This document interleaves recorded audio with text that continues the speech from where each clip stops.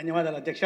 అధ్యక్ష, గౌరవ సభ్యులు థామస్ గారు, విజయశ్రీ గారు, అరవింద్ బాబు గారు, యార్లగడ్డ వెంకట్రావు గారు, కొండ శంకర్ గారు, అదేవిధంగా విష్ణుకుమార్ రాజు గారు అనేక సలహాలు సూచనలు ఇవ్వడం జరిగింది. అదేవిధంగా గత ప్రభుత్వం సమయంలో జరిగిన దారుణాన్ని కానీ ప్రస్తుత ప్రభుత్వ పరిమితుల గురించి కూడా వారు వివరించారు. అయితే వీరికి సంబంధించిన ప్రతి సమాధానాన్ని మా సెక్రటరీ గారు అక్కడ కూర్చొని ప్రతి దాని సమాధానాన్ని ఇక్కడ పంపారు. కానీ ఆ సమాధానాలు నేను వారికి వ్యక్తిగతంగా మీ ద్వారా అందించే ప్రయత్నం చేస్తాను అధ్యక్ష.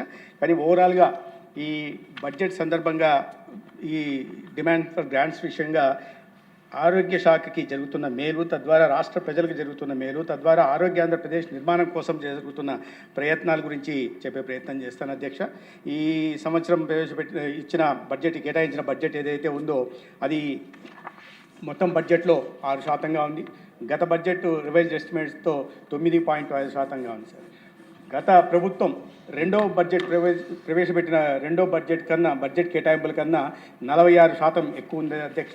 గత ప్రభుత్వం చివరి ఆర్థిక సంవత్సరంలో కేటాయించిన బడ్జెట్ కేటాయింపుల కన్నా 30% అధికంగా ఉంది అధ్యక్ష. దీనికి డిఎంఈ ఇన్స్టిట్యూషన్స్ కోసం 9,380 కోట్లు కానీ, అదేవిధంగా commissionerate of health and family వెల్ఫేర్కి 5,352 కోట్లు, అంటే 28% దానికి.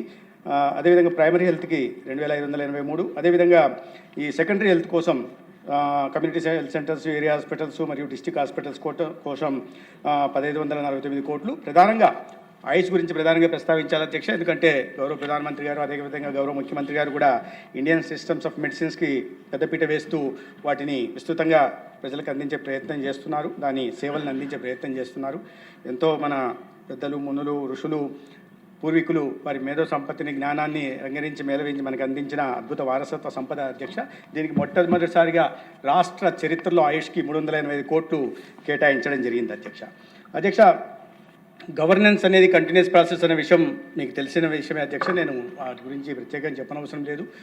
పాలన కొనసాగాలి. పాలనకి ఎక్స్పైరీ డేట్ ఉండదు అధ్యక్ష, పార్టీలకు ఉంటుంది. అయితే గత ప్రభుత్వం పాలన ఏ విధంగా సాగింది, దాని పర్యావసనాలు ఈ ప్రభుత్వం మీద ఏ రకంగా ఉంటున్నాయి, ఏ రకమైన వారసత్వాన్ని అందిపుచ్చుకున్నామనే విషయాన్ని ఒకసారి అర్థం చేసుకుంటే ఈ బడ్జెట్ కేటాయింపుల మీద మనకు అవగాహన కలుగుతుంది అధ్యక్ష.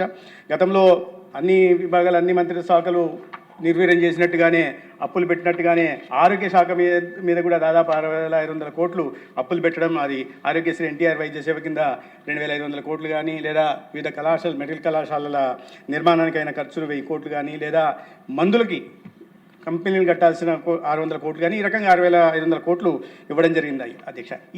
ఈ మానిటరీ ఇర్రెగ్యులారిటీస్ ఒకవైపు ఉంటే, ఇంకో 7 ఎంలు కూడా రాష్ట్రంలో గత ప్రభుత్వంలో జరిగాయి అధ్యక్ష.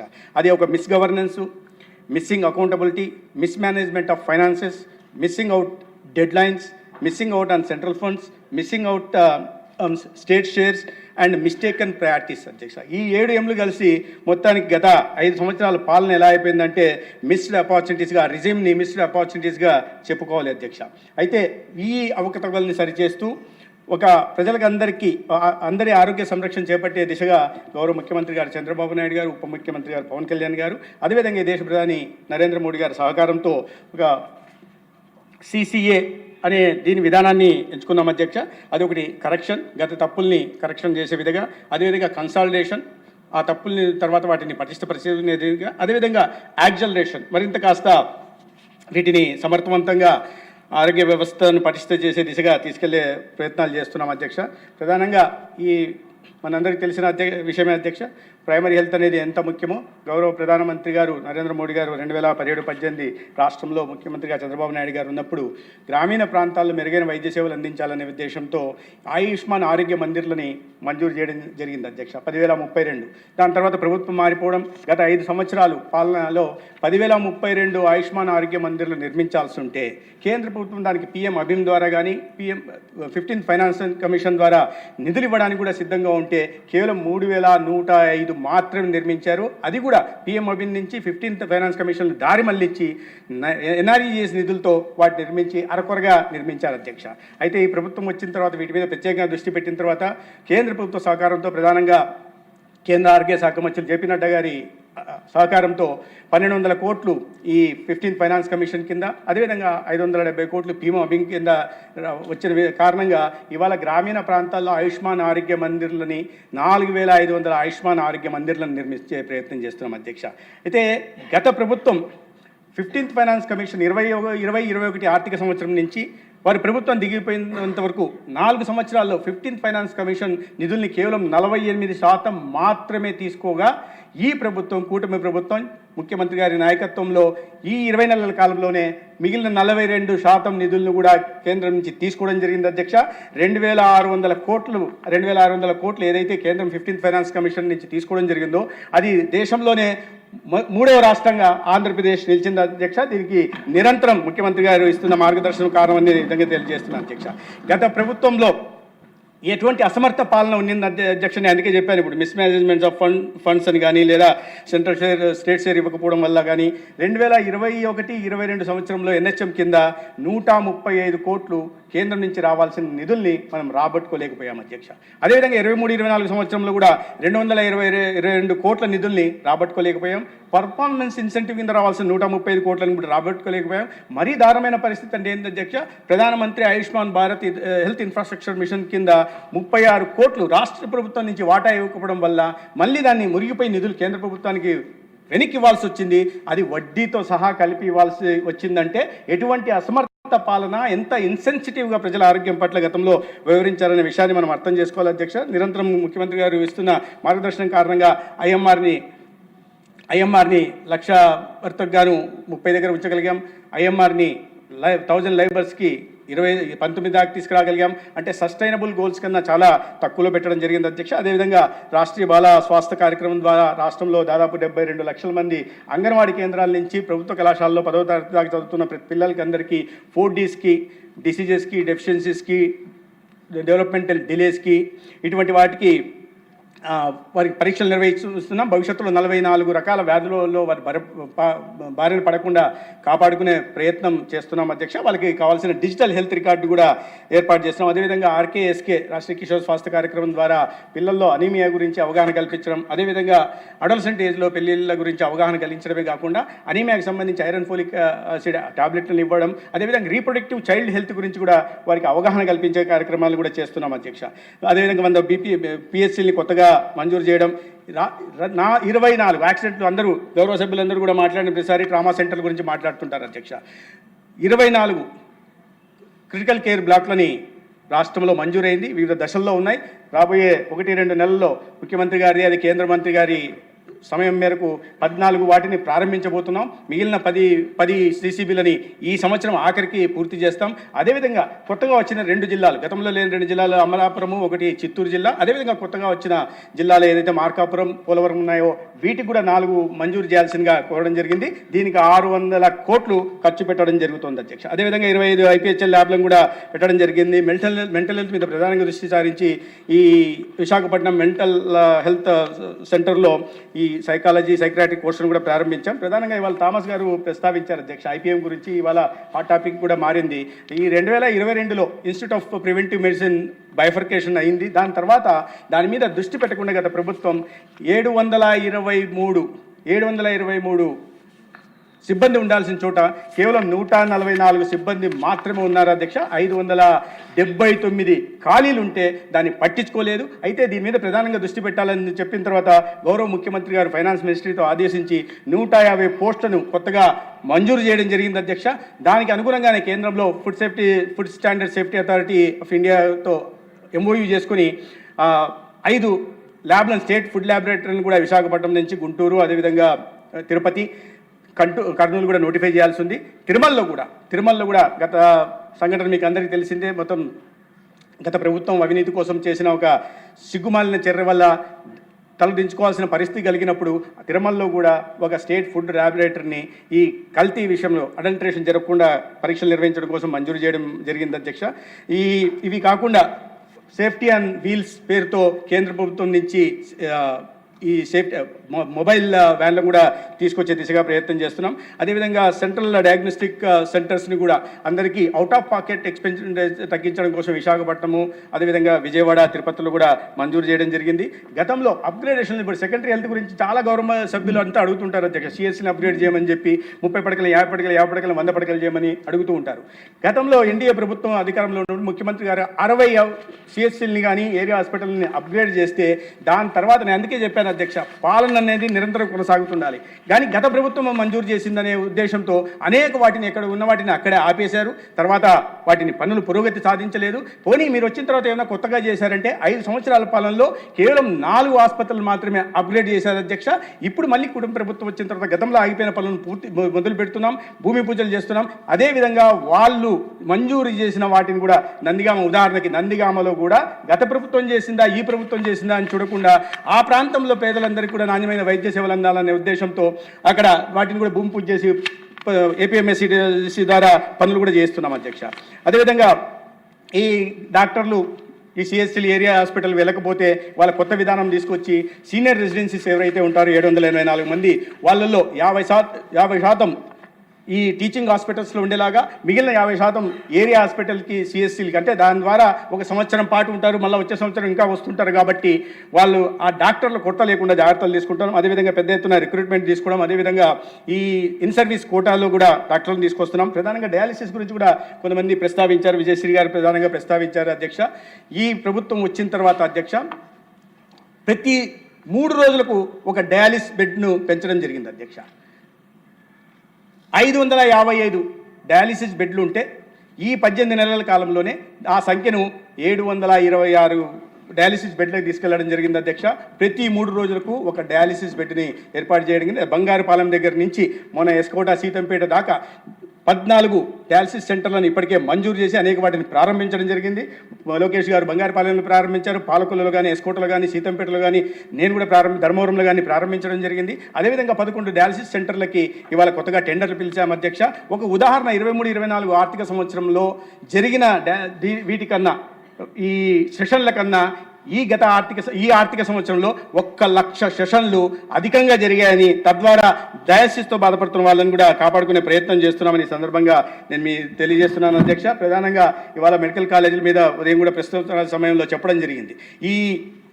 నేను ఈ మిస్డ్ అవుట్ డెడ్ లైన్స్ అని ఎందుకన్నానంటే అధ్యక్ష, అవగాహన లేకుండా ప్రభుత్వాలు నిర్ణయాలు తీసుకోవడం, దాని తర్వాత వాటిని సక్రమంగా అమలు చేయకపోవడం అనేది గత 5 సంవత్సరాలు జరిగింది. దానికి ఒక క్లాసిక్ ఎగ్జాంపులే ఈ మెడికల్ కాలేజీల విద్యార్థి అధ్యక్ష. కేంద్ర ప్రభుత్వం 17 మెడికల్ కాలేజీలు మంజూరు చేస్తే ఈ 5 సంవత్సరాల కాలంలో దాంట్లో పెట్టాల్సిన వాటిలో 8,480 కోట్లు ఖర్చు పెట్టాల్సి ఉంటే కేవలం 1,500 కోట్లు మాత్రమే, అంటే 18% మాత్రమే ఖర్చు పెట్టి కళాశాలలంతా మేము పూర్తిగా నిర్మించాం. ఇవాళ కూడా నేను ఉదయం మాట్లాడిన దానికి వైఎస్ఆర్సీపీ అఫీషియల్ హ్యాండల్లో పెట్టారు అధ్యక్ష. మేము నిర్మించామని దాంట్లో కూడా మాట్లాడుతున్నారు అధ్యక్ష. నేను చాలా ఉదాహరణ మీ నియోజకవర్గంలో కూడా మీకు తెలుసు అధ్యక్ష, ఏ మొండిగోడు లాగున్నాయో మీకు తెలుసు. అదేవిధంగా బాపట్లలో పునాదులు ఉన్నాయి, పాలకొల్లో పునాదులు ఉన్నాయి, పార్వతీపురంలో అయితే భూసేకరణ జరగకుండా కూడా కాలేజీ నిర్మించామని చెప్తున్నారు. ఇటువంటి సత్యదూరమైన మాటల్ని ప్రచారం చేస్తున్నారు. ఈ 18% మాత్రం వాళ్ళు ఖర్చు పెట్టి ఈ ప్రభుత్వాన్ని ఈ 1.5 సంవత్సరంలో మీరు 82% ఎందుకు ఖర్చు పెట్టలేదు అని ప్రశ్నిస్తున్నారంటే ఎటువంటి గుండెలు తీసిన బంట్లో మనం అర్థం చేసుకోవాల్సిన అధ్యక్ష. అయితే ఇవాళ ఒక విధానపర నిర్ణయం కేంద్ర ప్రభుత్వం తీసుకుంది, అనేక రాష్ట్రాలు అమలు చేస్తున్నాయి, స్టాండింగ్ కమిటీ కూడా ఆమోదం తెలిపింది. అదేవిధంగా వీరు హైకోర్టుకు పోయినప్పుడు కూడా పీపీపీ మోడల్కి వ్యతిరేకంగా వాళ్ళు కూడా ముట్టికాయలు వేయడం జరిగింది. సుప్రీంకోర్టుకు పోయినప్పుడు కూడా అక్కడ కూడా ముట్టికాయలు పడ్డాయి. ఇన్ని రకాలుగా ప్రజల్లో వాళ్ళు ఎక్స్పోజ్ అయినప్పటికీ కూడా ఒక అబద్ధాన్ని మళ్ళీ అసత్యాన్ని, వాస్తవదూరమైన విషయాన్ని ప్రజల్లోకి తీసుకెళ్లి ప్రచారం చేసే ప్రయత్నం చేస్తున్నారు అధ్యక్ష. ఈ పీపీపీ మోడల్ కారణంగా నాణ్యమైన వైద్య విద్య విద్యార్థులకు అందుతుంది, ఇంకా వాళ్ళకన్నా 110 సీట్లు అదనంగా అందుతాయి. అదేవిధంగా నాణ్యమైన వైద్య సేవలు కూడా ఇవాళ పేదలకి అందుబాటులోకి వస్తాయి అధ్యక్ష. ఎక్కడ కూడా ప్రైవేటైజేషన్ అనే మాటే దీంట్లో లేదు. ఎందుకంటే భూ యాజమాన్య హక్కులు పూర్తిగా ప్రభుత్వం దగ్గరే ఉంటాయి. ఎక్కడ కూడా తనఖా పెట్టడానికి వస్తున్న కన్స్ట్రక్షన్కి అవకాశం లేదు. ఈ capital expenditure, operational expenditure, design, build, operate, finance, operate, transfer మోడల్లో ఇది జరుగుతుంది అధ్యక్ష. కాబట్టి ఈ విషయాన్ని ప్రజలు అర్థం చేసుకున్నారు, అయినా ఈ రకంగా సత్యదూరమైన మాటలు మాట్లాడే ప్రయత్నం చేస్తున్నారు అధ్యక్ష. తర్వాత అధ్యక్ష, ఈ 16,000 చిల్లర కోట్లతో నాడు నేడని ఆర్భాటంగా మొదలుపెట్టారు అధ్యక్ష. వైద్య శాఖలో ఏ రకంగా జరిగిందో ఇక్కడ కూడా అదే రకంగా కేవలం 24% మాత్రమే ఖర్చు పెట్టడం జరిగింది. శాసకీయ నిధులతో కానీ రాష్ట్ర ప్రభుత్వ ఖజానాతో పెట్టలేదు. ఈ మెడికల్ కాలేజీల్లో 3,820 కోట్లకి అడ్మినిస్ట్రేటివ్ వివిధ పనులకు అడ్మినిస్ట్రేటివ్ శాంక్షన్ ఇచ్చారు అధ్యక్ష. ప్రతి దానికి ఒక అలవాటు ఉంది. మేము అడ్మినిస్ట్రేటివ్ శాంక్షన్ ఇచ్చాం కదా అని వాళ్ళు భ్రమల్లో ఉంటున్నారో లేదా ప్రజలు తప్పుదోవ పట్టించే ప్రయత్నం చేస్తున్నారో కానీ అడ్మినిస్ట్రేటివ్ శాంక్షన్ ఇవ్వడంచినంత మాత్రాన ఆ పని పూర్తయినట్టు కాదు అధ్యక్ష. దానికి కావాల్సిన నిధులు మంజూరు కావాలా, ఫిజికల్ ప్రోగ్రెస్ చూపించాలా, ఇన్ఫ్రాస్ట్రక్చర్ క్రియేట్ చేయాలా, కావాల్సిన సిబ్బందిని ఏర్పాటు చేయాలా.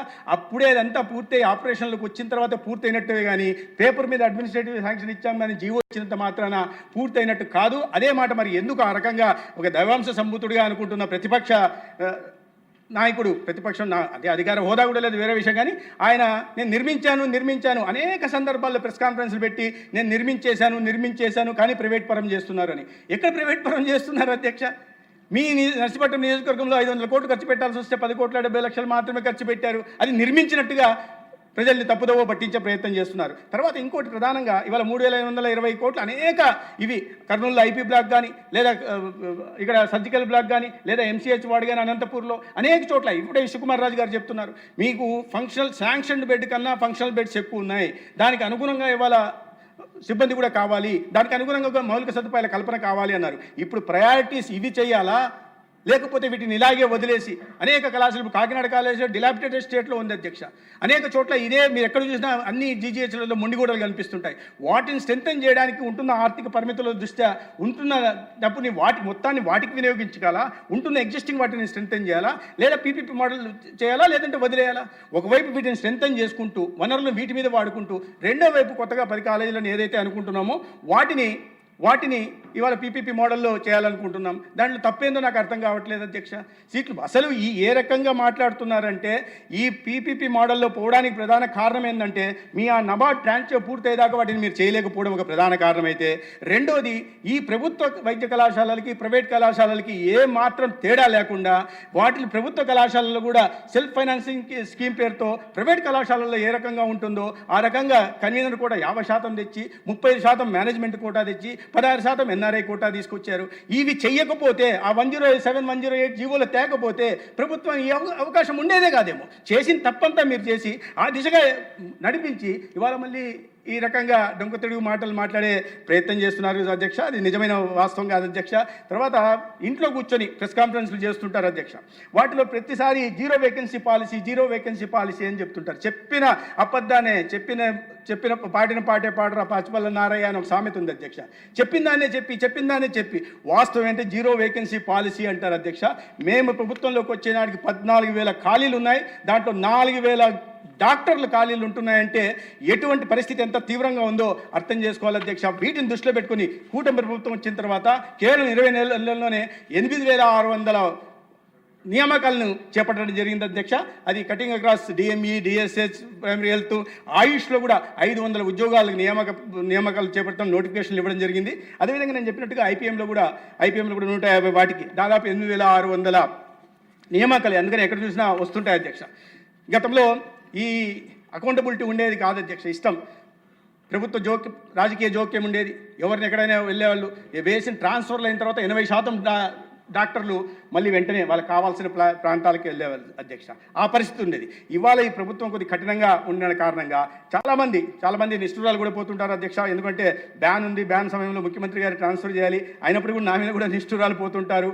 అయినా ముఖ్యమంత్రి గారు ఒకే మాట చెప్పారు, ఈ ట్రాన్స్ఫర్లను మీరు ఎంటర్టైన్ చేయనవసరం లేదు, ఎందుకంటే చాలా తీవ్రమైన ఆరోగ్య పరిస్థితుల దృష్ట్యా ఉంటే వాటిని పంపండి, లేకపోతే మనం ఒక వ్యక్తిని సంతృప్తిపరచడం కోసం కాదు, నాణ్యమైన వైద్య సేవల్ని మారుమూల ప్రాంతాల్లో 1000 మంది పేదలకి అందించడం కోసం ఈ ప్రభుత్వం ఉంది, కానీ వ్యక్తుల్ని సంతృప్తిపరచడానికి కాదని వారు ఇచ్చిన ధైర్యం మీద చాలా చోట్ల మేము కాస్త నిష్ఠూరాలు పోతున్నప్పుడు కూడా ట్రాన్స్ఫర్లు ఇక్కడే కాదు అధ్యక్ష, పార్టీ వైపు నుంచి పరిచయం ఉన్న వాళ్ళ దగ్గర నుంచి కూడా రోజు ట్రాన్స్ఫర్లు వస్తూ ఉంటాయి. అది వీటిని కఠినంగా ఉండడం కారణంగా ఇవాళ పరిస్థితి మారింది అధ్యక్ష. దాని కారణంగా ఓపీ 8 నుంచి 10% పెరిగింది, ఐపీ 12%కి వచ్చింది, ల్యాబ్ డయాగ్నోస్టిక్ అయితే 15% పైగా పెరిగాయి. మీరు ఎక్కడ చూసినా ఈ సంఖ్యలు చూస్తే ఇవి కూడా నేనేదో చెప్తున్నది కాదు అధ్యక్ష. ముఖ్యమంత్రి గారు మా పనితీరు ఎలా ఉందో, ఒక్కొక్క శాఖ పనితీరు ఎలా ఉందో ఐవీఆర్ఎస్ తీసుకుంటున్నారు. దాంట్లో వచ్చిన ఫీడ్బ్యాక్ ఆధారంగానే ఇవాళ పరిస్థితి మారొచ్చింది, కరప్షన్ తగ్గిందనే విషయాన్ని కూడా చూస్తున్నాం. ఇంకా చేయాల్సింది ఏదో పెను మార్పులు చేసేసాం అని నేను చెప్పట్లేదు, ఆకేశాన్ని కిందికి దించేసామని కూడా నేను చెప్పట్లేదు అధ్యక్ష. కానీ ఉన్న పరిమితుల దృష్ట్యా కూడా ఈ మార్పు తీసుకొచ్చే ప్రయత్నం ఖచ్చితంగా చేస్తున్నాం. ఇవాళ ఎన్టీఆర్ వైద్య సేవ గురించి కూడా మాట్లాడుతారు. ఆరోగ్యశ్రీని పూర్తిగా నిర్వీర్యం చేశామని చెప్తుంటారు అధ్యక్ష. ఆరోగ్యశ్రీ ఏందో అప్పుడు ముఖ్యమంత్రిగా ఉంటున్న వ్యక్తి తెచ్చారు, నాయకుడు తెచ్చారు, దాంట్లో అనుమానం లేదు. 700 కోట్లతో తెచ్చారు, దానికి అనుమానం లేదు. నేను కాదన్నాను. తండ్రి తెచ్చారా ఎవరనేది సరే, అది ఏదో మా సొంతం ఇదైనట్టు, వాళ్ళ ఖజానా నుంచి ఇస్తున్నట్టు, లేదా వాళ్ళ కంపెనీ నుంచి డబ్బులు తీసి ఇస్తున్నట్టు మాది మాది మాది అంటుంటారు అధ్యక్ష.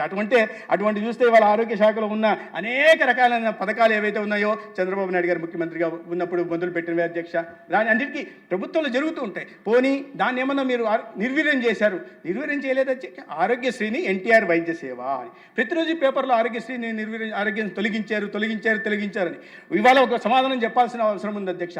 2019 నుంచి 24 5 సంవత్సరాల కాలంలో ఈ ఎన్టీఆర్ వైద్య సేవ అంటే ఆరోగ్య సేవ కింద గత ప్రభుత్వం 11,579 కోట్లు ఖర్చు పెట్టింది అధ్యక్ష. బిల్లులయ్యాయి ఆసుపత్రుల్లో. కానీ ఈ ప్రభుత్వం 20 నెలల సమయంలోనే 7,031 కోట్లు ఖర్చు పెట్టింది అధ్యక్ష.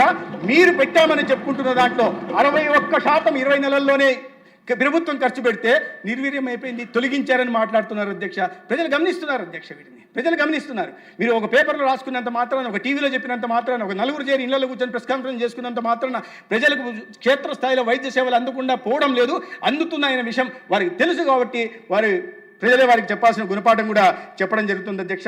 ప్రధానంగా ఈ ముఖ్యమంత్రి గారి ఆలోచనల మేరకు యూనివర్సల్ హెల్త్ స్కీమ్ను కూడా తొందరలో తీసుకురాబోతున్న అధ్యక్ష. లక్ష్యంగా పెట్టుకున్నాం ఏప్రిల్ 1 నుంచి తీసుకురావాలని. దానికి తగిన స్టేక్ హోల్డర్స్తో కూడా సమావేశాలు జరుగుతున్నాయి. అవి కాకుండా ఇంకో వీళ్ళు చేస్తున్న సత్యదూరమైన ప్రచారం ఏంటంటే అధ్యక్ష, 108 గురించి 108 సేవల గురించి ఇప్పుడు కూడా విజయశ్రీ గారు అన్నారన్నమాట. వాస్తవం నేను ఉండట్లేదు అని ఇద్దరు అన్నారు సభ్యులు. అయితే ఈ గత కొన్ని నెలలుగా ఆ పరిస్థితి లేదు అధ్యక్ష. గతంలో 768 అంబులెన్సులు ఉండాలి అధ్యక్ష. 731 రోడ్డు మీద ఉండాలా, 37 స్టాండ్ బైగా ఉండాలి అధ్యక్ష. అయితే ఆ పరిస్థితి ఉండేది. గతంలో 400 మాత్రమే రోడ్డు మీద కనిపించేవి.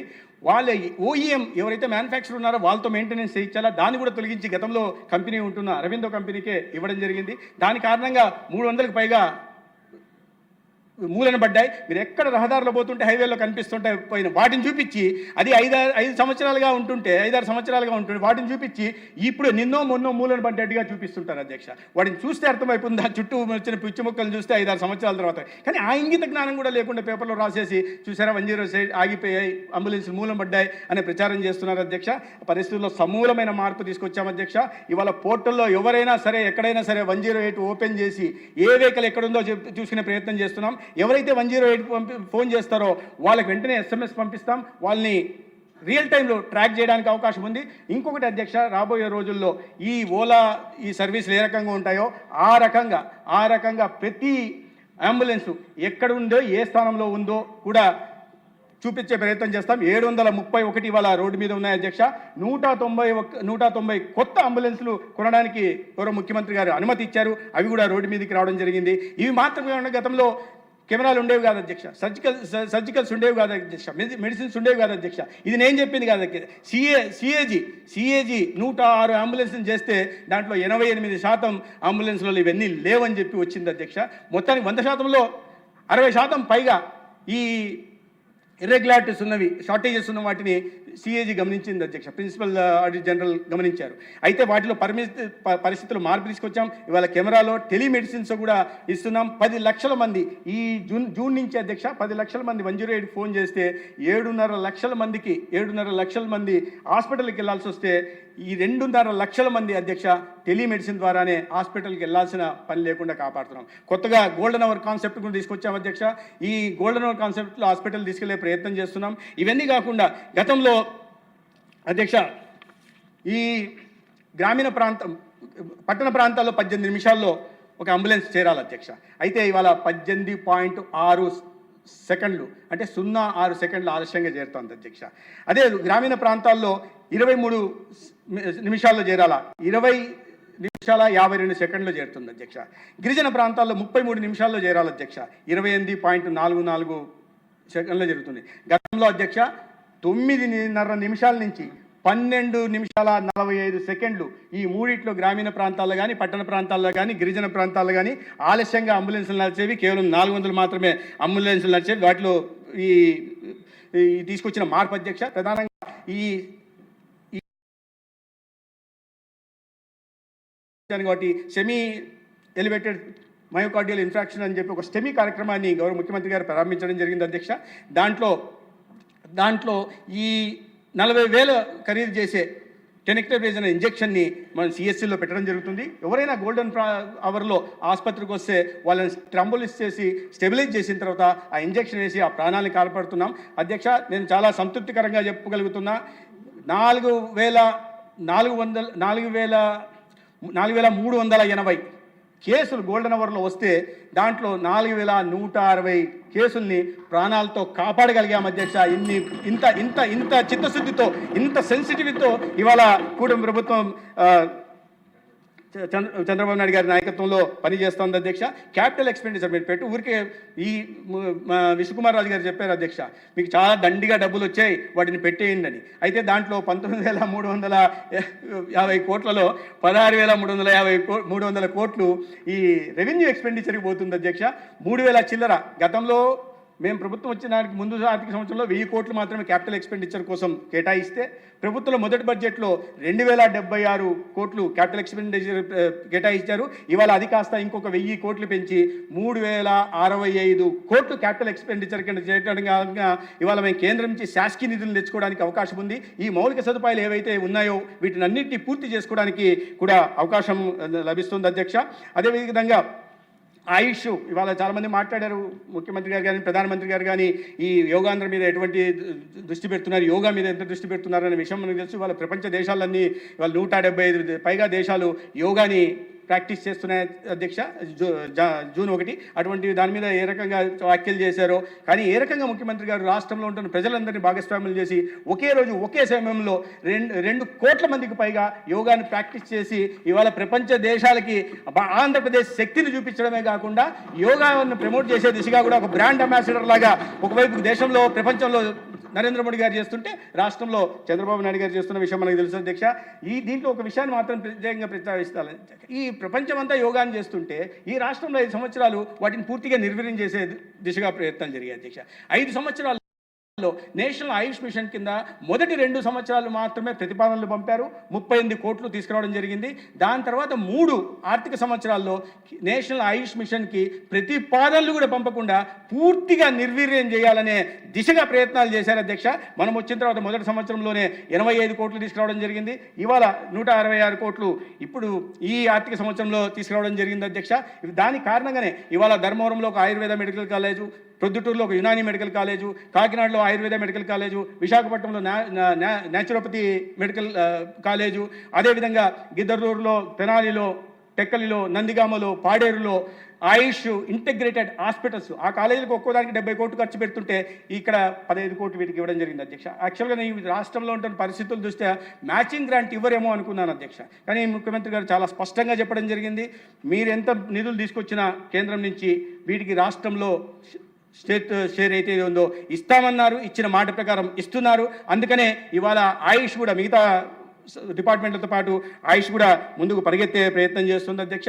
ఆయుష్లో కూడా 500 పైగా నియామకాలు చేపట్టడం జరిగింది. ఇవాళ 1500 డిస్పెన్సరీలకి పైగా ఇవాళ ఏ దిశలో రిపేర్లు ఉంటే వాటిని కూడా తయారు చేసే ప్రయత్నం చేస్తున్నాం. యోగాంధ్ర గురించి మీరందరూ ప్రత్యేకంగా చూశారు అధ్యక్ష. వాటి గురించి నేను ప్రత్యేకంగా మాట్లాడదలుచుకోలేదు. అయితే ఇవన్నీ ఎందుకు ప్రయత్నాలు చేస్తున్నారంటే ముఖ్యమంత్రి గారు ఇవన్నీ ఒక ఎత్తు అయితే ఇంకో మనం రియాక్టివ్ క్యూరేటివ్ అప్రోచ్ నుండి ప్రిడిక్టివ్ ప్రివెంటివ్ వెల్నెస్ అప్రోచ్ వైపుగా తీసుకెళ్లాలనే దిశగా ప్రయత్నాలు చేస్తున్నారు. దానికి ఈ ఆర్టిఫిషియల్ ఇంటెలిజెన్స్ కానీ టూల్స్ని వాడుకోవడం జరుగుతోంది. మెట్టెక్ ఛాలెంజ్లో 20 కంపెనీలు కూడా రావడం జరిగింది. వాటిని కూడా పిఓసి కోసం అనేక ఆసుపత్రుల్లో ప్రయత్నం చేస్తున్నాం అధ్యక్ష. ప్రధానంగా ఈ నాన్ కమ్యూనికబుల్ డిసీజెస్ దృష్టిలో పెట్టుకుని డయాబెటీసు లేదా హైపర్ టెన్షను లేదా క్యాన్సరు లేదా సీకేడీ లేదా సిఓడి సిఓపిడి ఇట్లాంటివి 10 80% డిసీజ్ బర్డెన్ ఉంటున్న వ్యాధులను గుర్తించి వాటికి అనుగుణంగా ఇన్ఫ్రాస్ట్రక్చర్ డిప్లాయ్మెంట్ కానీ హెచ్ఆర్ డిప్లాయ్మెంట్ కానీ చేయడం, అది వ్యక్తి ఆధారితంగా చికిత్స అందించే ప్రయత్నం చేస్తున్నాం. ఒక ప్రధానమైన రాబోయే రోజుల్లో మన దేశంలో ఒక రోల్ మోడల్గా ఈ కార్యక్రమం నిలుస్తుందని నేను ఖచ్చితంగా చెప్పగలను అధ్యక్ష. దాని పేరే ముఖ్యమంత్రి గారు ఎంతో ప్యాషనెట్గా సంజీవని అని పేరు పెట్టడం జరిగింది. దాన్ని ఒక డిజిటల్ హెల్త్ కేర్కి ఒక బ్యాక్ బోన్గా ఉంటుంది. ఒక్క వ్యక్తి కేంద్రంగా సిటిజన్ సెంట్రిక్ హెల్త్ కేర్ దిశగా రాష్ట్రాన్ని తీసుకెళ్లే ప్రయత్నం చేస్తున్నాం. కుప్పంలో, చిత్తూరులో కూడా పైలట్ ప్రాజెక్ట్ నడుస్తుంది అధ్యక్ష. రాబోయే రోజుల్లో ఎన్సీడీకి దానికి ఇంటిగ్రేట్ చేసుకుంటూ ఏ నాన్ కమ్యూనికబుల్ డిసీజెస్ ఉన్నాయో వాళ్ళని, ఈ నార్మల్గా ఉంటున్న వాళ్ళని, లో రిస్క్ ఉంటున్న వాళ్ళని, మీడియం రిస్క్ ఉంటున్న వాళ్ళని, హై రిస్క్ ఉంటున్న వాళ్ళని గుర్తించి దానికి అనుగుణంగా వారికి చికిత్స అందించడం, దానికి అనుగుణంగా వారికి ఆహార అలవాట్లు సజెస్ట్ చేయడం, దానికి అనుగుణంగా వాళ్ళ జీవన శైలిలో వారు చేసుకోవాల్సిన మార్పులను చెప్పే దిశగా కూడా తీసుకెళ్లే ప్రయత్నం చేస్తున్నాం అధ్యక్ష. ఇవన్నిటి కూడా ఈ ఆబాను కూడా ఇంటిగ్రేట్ చేసి మనం దేశంలోనే ఆబా రిజిస్ట్రేషన్లో నెంబర్ 1గా ఉంటున్నాం. దేశంలోనే ఎలక్ట్రానిక్ హెల్త్ రికార్డ్స్లో కూడా నెంబర్ 1గా ఉంటున్నాం అధ్యక్ష. దీనికి ఇవన్నీ కార్యక్రమాలు కూడా ఈ రాష్ట్రాన్ని ఒక ఆరోగ్య ఆంధ్రప్రదేశ్గా, ఒక స్వర్ణ ఆంధ్రప్రదేశ్గా, హెల్దీ వెల్దీ ఆంధ్రప్రదేశ్ నిర్మాణం దిశగా తీసుకెళ్లే ప్రయత్నం జరుగుతూ ఉంది అధ్యక్ష. ఇవాళ ఈ డిమాండ్ ఫర్ గ్రాంట్స్ విషయంలో మాట్లాడే అవకాశం నాకు ఇచ్చినందుకు మీకు ప్రత్యేకంగా ధన్యవాదాలు తెలియజేసుకుంటూ, అదేవిధంగా ఈ డిమాండ్ ఫర్ గ్రాంట్స్ని ఆమోదించాల్సిందిగా గౌరవ సభ్యులందరినీ కూడా వినయపూర్వకంగా కోరుకుంటూ సెలవు తీసుకుంటాను. ధన్యవాదాలు.